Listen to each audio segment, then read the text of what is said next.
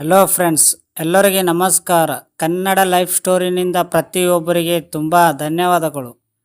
ನೀವಿನ್ನೂ ಸಿಂಗಲ, ಬೇಗನೆ ಮಿಂಗಲ್ ಆಗೋದು ಬೆಸ್ಟ್, ಇಲ್ಲಾಂದರೆ ಸಮಸ್ಯೆನೇ ಹೆಚ್ಚು. ಜೀವನದಲ್ಲಿ ಪ್ರತಿಯೊಬ್ಬರಿಗೂ ತಾವು ಸ್ವತಂತ್ರವಾಗಿರಬೇಕು, ಯಾರದೇ ಒತ್ತಡವಿಲ್ಲದೆ ಬದುಕಲು ಇಚ್ಛಿಸುತ್ತಾರೆ. ಅದಕ್ಕಾಗಿ ಒಂಟಿಯಾಗಿರಲು ಇಷ್ಟಪಡುತ್ತಾರೆ. ಹಾಗಂದೆ ಮಾತ್ರಕ್ಕೆ ಎಷ್ಟರ ಮಟ್ಟಿಗೆ ಒಂಟಿಯಾಗಿರಲು ಸಾಧ್ಯ ಹೇಳಿ? ಪ್ರತಿಯೊಬ್ಬರಿಗೂ ತನ್ನದೇ ಆದ ರೀತಿಯಲ್ಲಿ ತನ್ನ ಜೀವನವನ್ನು ನಡೆಸಲು ಎಲ್ಲ ಹಕ್ಕಿದೆ. ತಮ್ಮ ಜೀವನದ ಬಗ್ಗೆ ಮಹತ್ತರವಾದ ನಿರ್ಧಾರಗಳನ್ನು ತೆಗೆದುಕೊಳ್ಳಲು ಸಂಪೂರ್ಣ ಸ್ವಾತಂತ್ರ್ಯವಿದೆ. ನಾವು ತೆಗೆದುಕೊಳ್ಳುವ ಕೆಲವು ನಿರ್ಧಾರಗಳು ನಮಗೆ ಒಳ್ಳೆಯದನ್ನು ಮಾಡಿದರೆ, ಇನ್ನೂ ಕೆಲವು ನಿರ್ಧಾರಗಳಿಂದಾಗಿ ನಾವು ಪಶ್ಚಾತ್ತಾಪ ಪಡಬೇಕಾಗುತ್ತದೆ. ಅಂತಹ ಮಹತ್ವದ ನಿರ್ಧಾರಗಳಲ್ಲಿ ಮದುವೆಯಾಗುವುದು ಅಥವಾ ಸಿಂಗಲ್ ಆಗಿ ಉಳಿಯುವುದು ಕೂಡ ಒಂದು. ಕೆಲವು ಜನರು ಒಂಟಿಯಾಗಿ ಇಷ್ಟಪಡುತ್ತಾರೆ, ಅಂದರೆ ಅವರು ಯಾವುದೇ ಸಂಬಂಧದಲ್ಲಿ ಇರಲು ಬಯಸುವುದಿಲ್ಲ. ಒಂಟಿಯಾಗಿರುವುದರಿಂದ ಕೆಲವು ಲಾಭಗಳಿವೆ ಇವೆ, ಹಾಗೆಯೇ ನಷ್ಟಗಳಿವೆ ಇವೆ.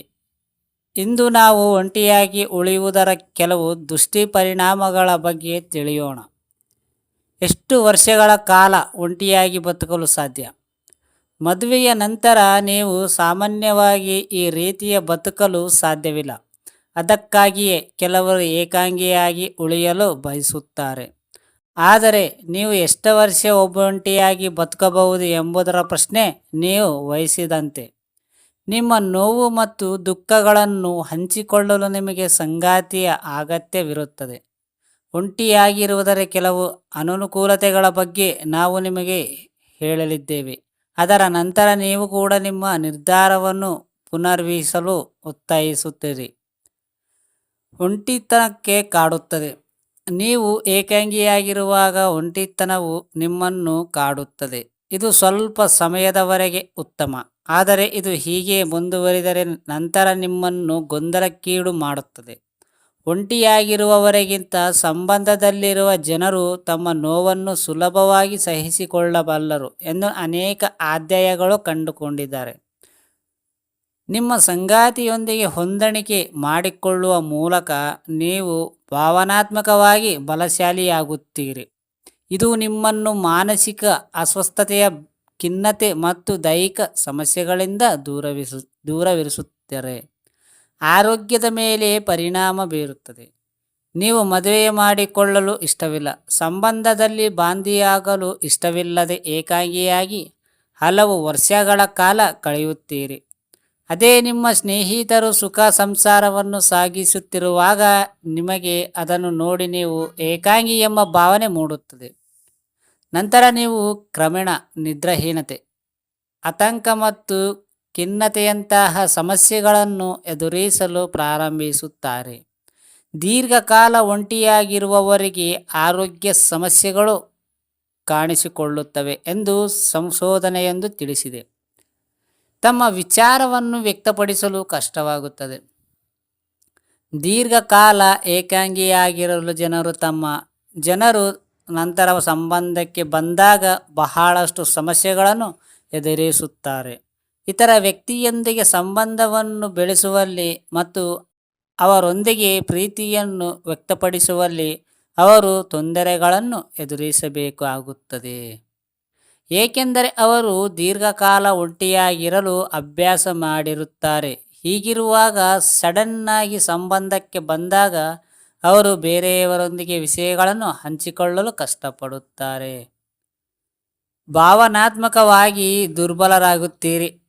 ಭಾವನಾತ್ಮಕ ಬಾಂಧವ್ಯ ಮತ್ತು ಪಾಲುದಾರರ ಮೇಲೆ ಭಾವನಾತ್ಮಕವಾಗಿ ಅವಲಂಬಿತರಾಗುವುದರ ನಡುವೆ ದೊಡ್ಡ ವ್ಯತ್ಯಾಸವಿದೆ. ನೀವು ದೀರ್ಘಕಾಲ ಏಕಾಂಗಿಯಾಗಿದ್ದರೆ ನೀವು ಭಾವನಾತ್ಮಕವಾಗಿ ದುರ್ಬಲರಾಗುತ್ತೀರಿ, ಏಕೆಂದರೆ ನೀವು ಏಕಾಂಗಿಯಾಗಿರುವುದರಿಂದ ಮಾನಸಿಕ ಅಸ್ವಸ್ಥರಾಗಲು ಪ್ರಾರಂಭಿಸುತ್ತೀರಿ. ಇದು ನಿಮ್ಮ ಹೃದಯ ಮತ್ತು ಮನಸ್ಸಿನ ಮೇಲೆ ಪರಿಣಾಮ ಬೀರುತ್ತದೆ. ಆರೋಗ್ಯಕರ ಬಂಧವನ್ನು ನಿಮ್ಮನ್ನು ಭಾವನಾತ್ಮಕವಾಗಿ ಬಲಪಡಿಸುವುದು. ಯಾವುದೇ ವಿಚಾರದಲ್ಲೂ ಸಿಂಗಲ್ ಆಗಿರೋದಕ್ಕೂ ಜಾಸ್ತಿ ಚೆನ್ನಾಗಿ ಕಾಣಿಸೋದಿಲ್ಲ. ಮ್ಯಾರೇಜ್ ಆಗಿದ ಮೇಲೆ ಕಷ್ಟನೋ ದುಃಖನೋ ಗಳಿಬೇಕಾಗುತ್ತದೆ. ಎಲ್ಲವನ್ನು ಸುಖನೇ ಬೇಕಂತಂದರೆ ಎಲ್ಲೂ ಸಿಗೋದಿಲ್ಲ. ಕೆಲವೊಂದು ಟೈಮಿನಲ್ಲಿ ಲೈಫು ಮದುವೆ ಮಾಡ್ಕೊಂಬೋ ಸಮಯ ಏನಂತಂದರೆ 30ರ ಒಳಗಾಗಿ ಮಾಡ್ಕೋಬೇಕು. ಏಕೆಂದರೆ ಅದು ಒಂದು 25ನಿಂದ 30ವರೆಗೂ ಈ ಏಜ್ ಮೇಂಟೈನ್ ಮಾಡಿದರೆ ನೀವು ಮದುವೆ ಚೆನ್ನಾಗಿ ಇರುತ್ತದೆ. 30ರ ಮೇಲೆ ಆದರೂ ಕೂಡ ಚೆನ್ನಾಗಿ ಇರೋದಿಲ್ಲ. ಯಾಕಪ್ಪ ಅಂತಂದರೆ ಲೈಫು ಈ ಏಜ್ನಲ್ಲಿ ಇದ್ದಾಗೆ ಚೆನ್ನಾಗಿರುತ್ತದೆ. ಕನಸು ಕಂಡಿರೋದು ಪ್ರತಿದು ನಿಮಗೆ ಅದು ತೀರಿ ಹೋಗುತ್ತದೆ. ಆದರೆ ಏಜ್ ಆಗಿದ ಮೇಲೆ ಅಯ್ಯೋ ನಾನು ಮಿಸ್ ಮಾಡಿಕೊಂಡೆ ಅಲ್ಲ, ಅವಾಗೇ ಮದುವೆ ಮಾಡಿಕೊಂಡ್ರೆ ತುಂಬ ಚೆನ್ನಾಗಿರುತ್ತಿತ್ತಲ್ವಾ, ಇಷ್ಟೊಂದು ಮಜಾ ಕೊಡುತ್ತೆ ಅಂತ ನನಗೆ ಗೊತ್ತಿರಲಿಲ್ಲ ಅಂತ ಥಿಂಕ್ ಬರುತ್ತದೆ. ಅದಕ್ಕೆ ನೀವು ಫಸ್ಟು ಬೇಗ ಮಾಡಿ ನಿಮ್ಮ ಮನಸ್ಸು ಕೊಟ್ಟು ಎಲ್ಲವನ್ನ ಸರಿ ಹೋಗುತ್ತೆ. ಒಬ್ಬರದ್ದು ನೋಡಿ ಒಬ್ಬರು ಕಲಿಯೋಕ್ಕೆ ಹೋಗ್ಬೇಡಿ. ಯಾರ ಸಂಸಾರ ಅವ್ರದ್ದೇ. ಫಸ್ಟು ಎಲ್ಲದಕ್ಕಿಂತ ಮೊದಲು ನಾವು ಸರಿಯಾಗಿರಬೇಕು. ನಮ್ಮ ಮನಸ್ಸು ಎಲ್ಲ ಅರ್ಥ ಮಾಡಿಕೊಂಡರೆ ಇದ್ದರೆ ಎಲ್ಲ ಸಂಸಾರ ಚೆನ್ನಾಗಿರುತ್ತದೆ. ಹಾಗಂತ ಸಿಂಗಲ್ ಆಗಿರೋದು ಕೂಡ ಸರಿಯಲ್ಲ. ಅರ್ಥ ಆಯ್ತಾ ಫ್ರೆಂಡ್ಸ್?